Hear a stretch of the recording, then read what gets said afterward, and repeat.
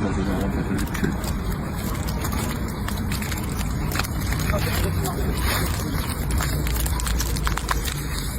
ağırlıqda dönər. Harda var? Yalnız həz dönərdə. Gözəlliyə baxın. Gözəl insanlar buna baxın. Mənim əlim boydadır.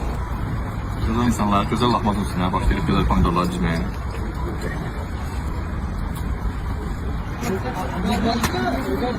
Bəh. Gözəlliyə baxın, gözəl insanlar.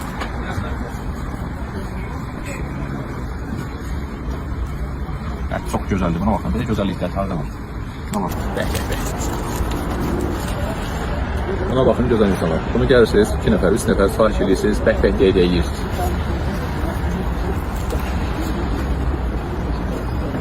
Həyat gözəldir. Müsibət.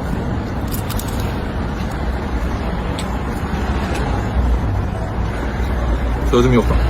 Gəlin, dadına baxın. Bundan sonra başqa yerə gələ bilməzsiniz. Gəlin də kim gözləyirsiniz?